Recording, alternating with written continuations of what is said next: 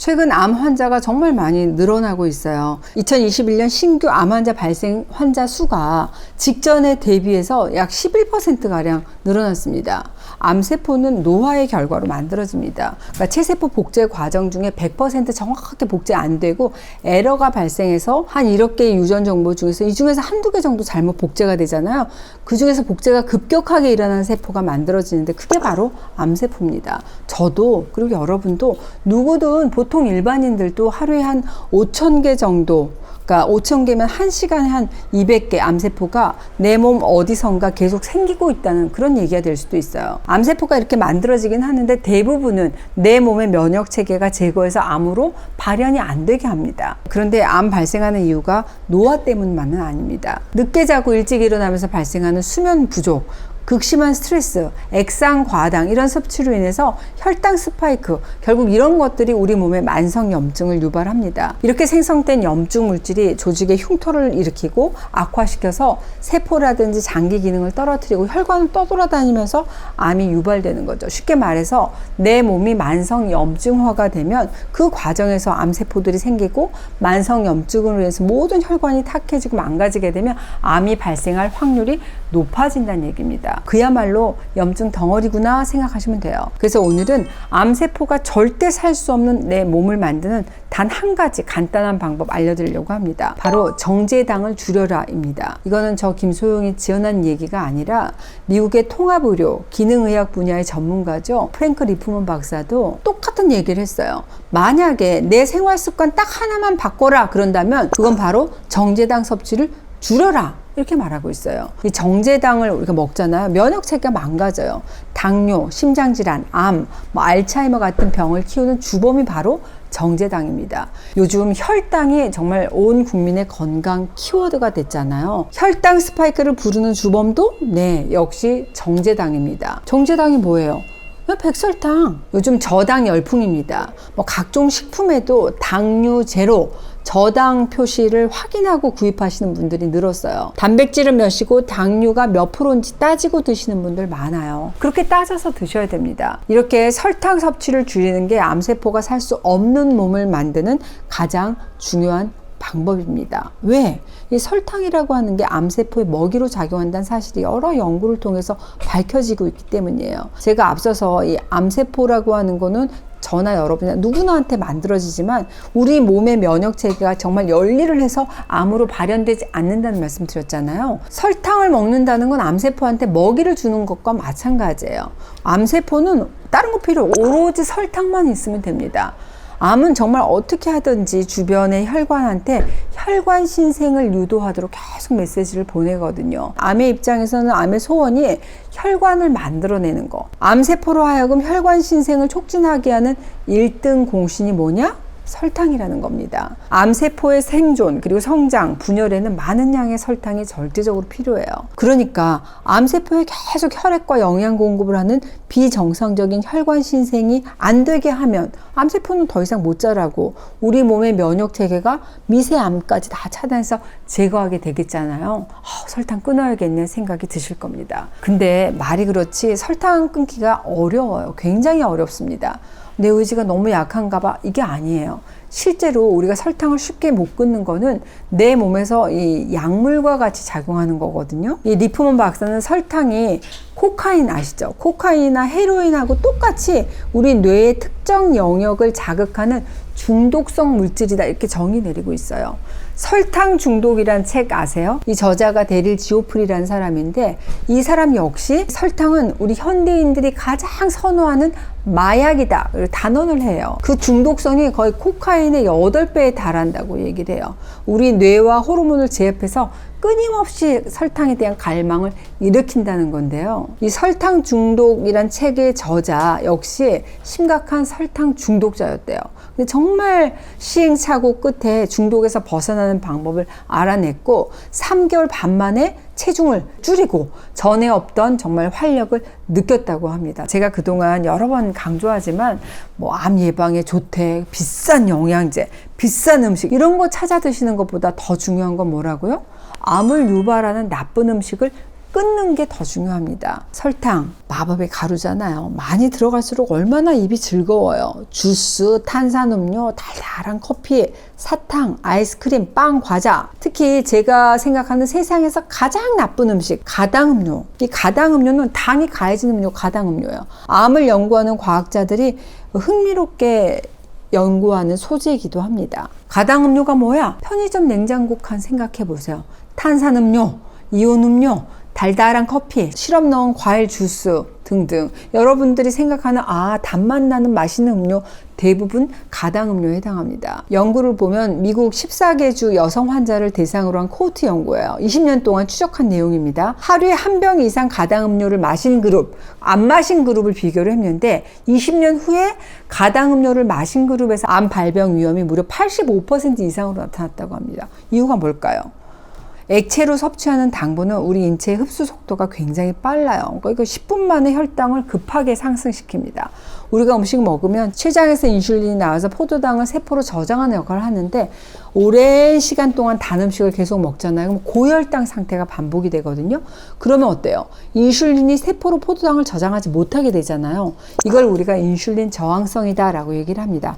결국에는 남는 당분은 지방세포로 저장이 되고 그러니까 살찌고 악순환이 계속 반복이 되는 거죠. 고혈당증, 이거 미국 의학협회의 데이터를 보면 2030년까지 2034 젊은 연령대에서 대장암이 90% 증가할 것으로 예상된다는 뉴스가 발표됐어요. 혈당 수치가 높은 사람은 그렇지 않은 사람보다 50세 이전에 암 진단 가능성이 최대 65% 더 높은 것으로 나타났다고 보고하고 있습니다. 당뇨병이 없어도 고혈당, 이 고혈당은 우리 인체의 만성염증을 유발하고 암의 원인이 될 수 있다는 거잖아요. 고혈당이 지속되잖아요. 그럼 암세포의 성장과 이동을 자극할 수 있는 신체의 어떤 특정 신호 전달을 방해해요. 근데 이 연구진은 어떻게 얘기하냐면 젊은 사람일수록 더 엄격하게 혈당 관리를 우선순위로 삼을 것을 경고하고 있습니다. 탄수화물 좋아하죠. 설탕 함량 높은 식단 좋아하잖아요. 또 섬유질은 굉장히 잘 안 먹어. 이런 식단에 대해서는 엄격하게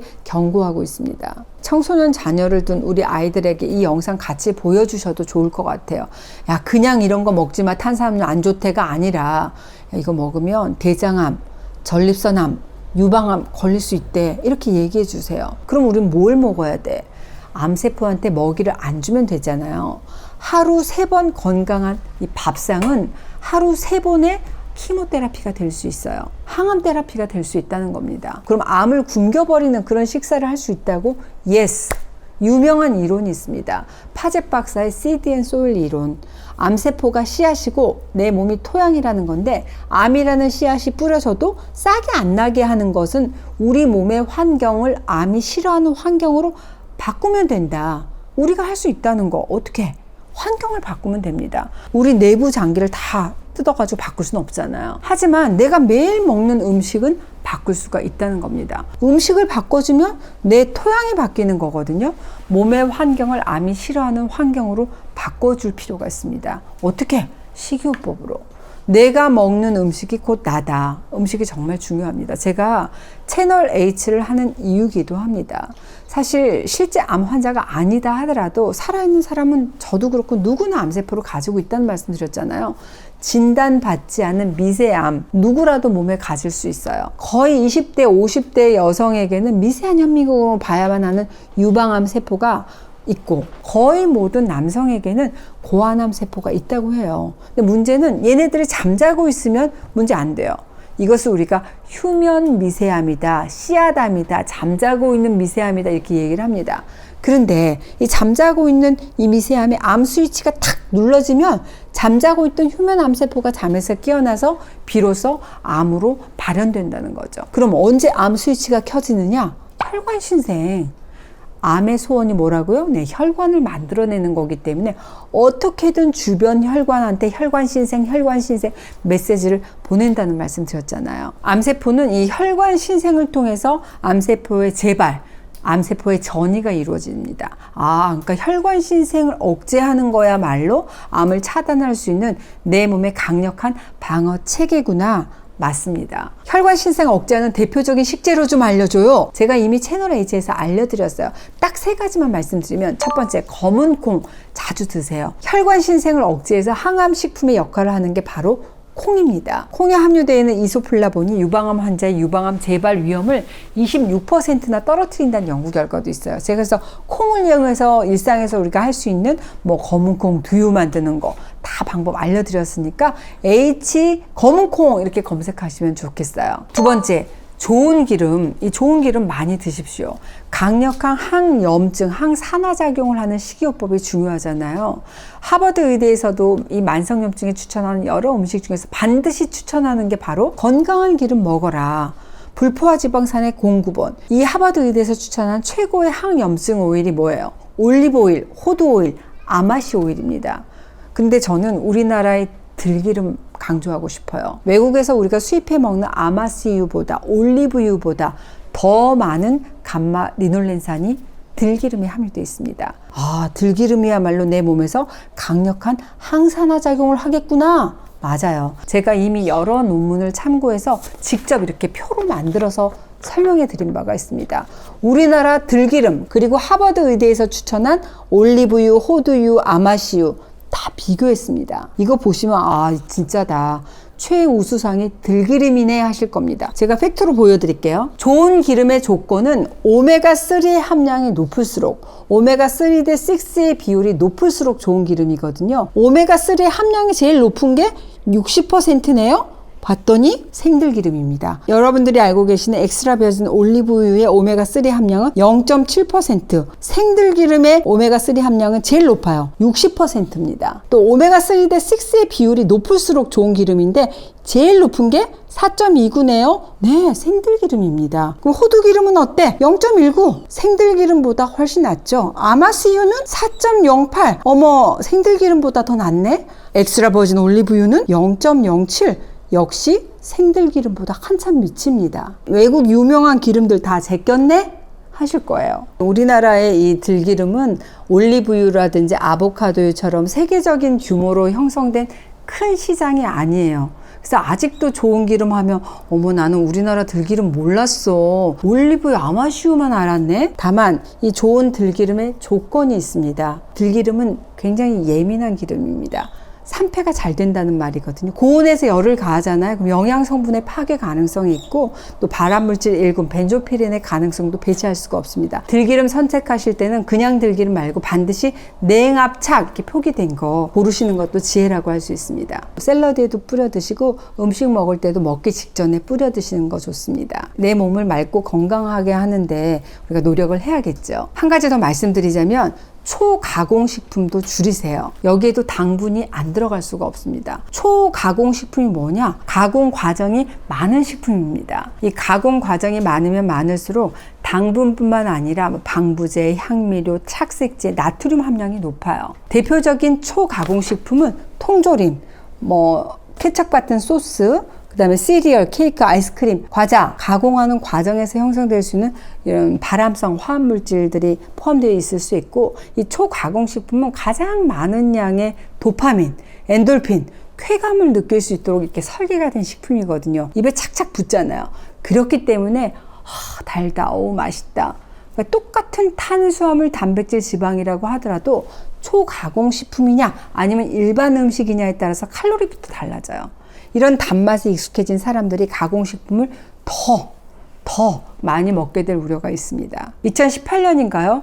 영국 의학저널에 게재된 약 10만 명의 데이터를 포함한 연구 논문을 살펴보니까 우리 밥상에서 이 초가공식품의 섭취 비율이 10%만 증가하더라도 암에 걸릴 위험이 12% 늘어난다라고 나타나 있어요. 우리 나이 또래 또 부모님의 암도 걱정이지만 저는 우리 아이들 걱정을 더 많이 합니다. 중년 우리들뿐만 아니라 사춘기 청소년 자녀분들, 가족분들과 공유하시면 좋을 것 같아요. 특히 사춘기, 청소년기의 식습관이 정말 중요하잖아요. 암하고 관련해서 정말 중요한 시기가 바로 이 시기입니다. 이때의 식습관 형성이 어떻게 하느냐에 따라 정말 달라질 수 있어요. 암을 유발하는 설탕, 정제당, 초가공식품 반드시 줄이십시오. 여러분, 습관을 쓰게 들이면 인생이 달아집니다. 식습관이 달다, 인생은 써집니다. 아셨죠? 오늘도 채널H와 함께 해밀리 하세요.